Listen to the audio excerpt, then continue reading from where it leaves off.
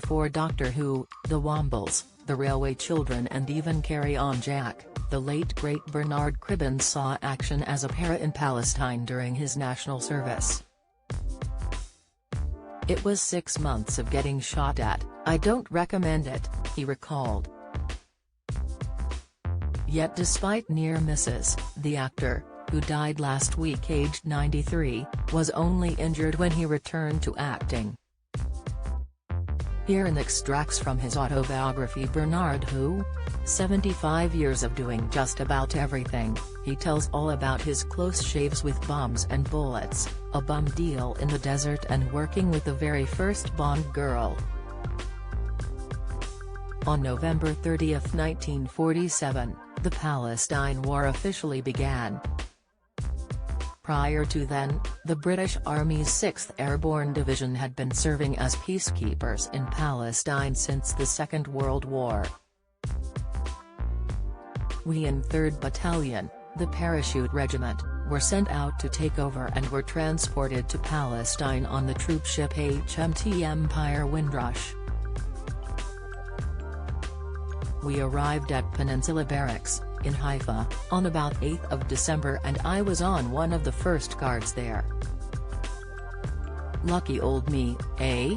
After finishing a stag, a period of duty, during this first guard, the sergeant came up and said, "Go and get the tea, Cribbins." "Yes, Sergeant," I replied, before picking up a large metal bucket. Yes, we transported our tea in a bucket, and walking down towards the nearby Mediterranean where the cookhouse was. I could see in front of me a lovely glow in the sky. It must have been about 4 o'clock in the morning and I assumed it was the sunrise. I smiled and it gave me a lovely warm feeling. When I turned the next corner I got the shock of my bloody life as there in front of me was a huge hut on fire. This was part of a wooden encampment that encompassed the aforementioned cookhouse, the Nafi stores and, unless I was very much mistaken, the armory. The first person I recognized was the regimental sergeant major, a man called Paddy Coffey, who was standing there with a 9mm pistol supervising the evacuation of the armory. I dropped my bucket and got involved. We were pulling out boxes of ammunition, hand grenades, mortar bombs, Piat bombs, you name it, we were shifting it, and as fast as we bloody well could. We'd been stacking this ammo about 40 yards away. Despite the advancing flames, RSM Coffey was still intent on us going in and carrying on with the evacuation, but by this time it was getting beyond dangerous. In the end, he saw sense and everybody ran. 2 minutes later, boom.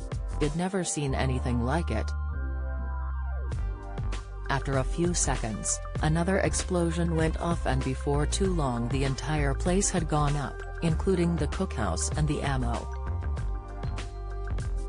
It was just carnage.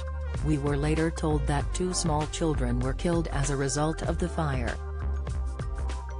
A bomb had been blown about 200 yards away from the blaze, but it hadn't exploded. These 2 children had found this bomb and started playing with it. Well, I don't need to tell you what happened. How tragic. I later read the official report into the fire at Haifa and it came to the conclusion that it was an accident, something I'm afraid I do not believe. A few weeks later, I was at a Bren gun post. We were in a long valley close to Haifa and at one end of this valley there were Arabs, at the other end there were Jews and, in the middle, there were peacekeepers. So there I was, standing there behind this gun surrounded by sandbags, when my sergeant came up. His nickname was Rocky, on account of his surname being Mountain, and had fought at the Battle of Arnhem. Hard as nails, he was. He had a fag on the go and, as he sloped into my post, he said, "I've just had word from the top. You're not to return fire unless you're hit, okay? At that very moment a shot was fired from the Jewish end and the bullet landed in the parapet right between us. Smack. Instinctively, we both dropped to the floor, but without batting an eyelid. Sergeant Rocky took a drag of his fag, looked at me and said, "Remember Cribbins, not unless you're hit," and then crawled away. You couldn't make that up, could you? Despite surviving the real gunfire, Bernard was ironically later injured during a movie gunfight, while filming She in August 1964. I was asked by Hammer Films if he'd like to spend a few weeks in a hot country with none other than Ursula Andress. To top it all off, we were going to be joined by Peter Cushing, John Richardson, and Christopher Lee. Ursula had recently appeared in Dr. No alongside Sean Connery, and as well as being one of the most beautiful women on the planet, she was also one of its most sought-after actresses. "Yes, all right then," I said to my agent. "If I must." One day, the delightful Mr. Cushing and I were filming scenes in the Negev desert that involved us fighting off some Bedouin people. Him carrying a rifle, Peter a revolver, and these guys are coming at us on camels firing all kinds of everything.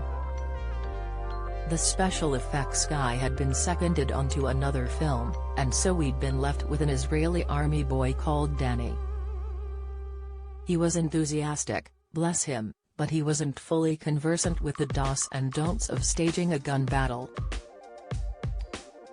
Subsequently, when it came to putting the bullet splashes into the sand, which are meant to give the effect of gunfire, he got a bit carried away and used detonators that were used in plastic explosives. The first time, the scene went fine, as far as Peter and I were concerned, but the director wasn't happy. "No, let's do that again," he said. Camel's back. This time around, instead of laying the detonators in the same position as last time, Danny put them underneath where I was kneeling. You don't have to be Sherlock Holmes to work out what happened. Do you enjoy reading about celebrities? Sign up for all the best celeb news from the Mirror here. Only one of the detonators went off directly underneath me, but it was enough to cause serious damage. It was underneath my left buttock, to be exact, and, without wanting to sound too crude, it resulted in me having an extra 23 holes in my bum. Had I been kneeling a few inches to my left, it would have blown my bits and pieces off and I wouldn't have made the Railway Children. About 5 minutes later, Peter and I were having a smoke while I waited for an ambulance. Had been shaken badly by the accident and he was very upset. "Don't worry, Peter," I said, trying to reassure him. "Once they've pulled the shrapnel out I'll be absolutely..." Before I could finish the sentence we heard another explosion. We turned around and Danny had blown off 2 of his fingers. Without batting an eyelid, Danny turned to the second assistant and said, "I've joined the club. Do you have a story to sell? Get in touch with us at webcelebs@mirror.co.uk or call us direct 0207 29 33 033.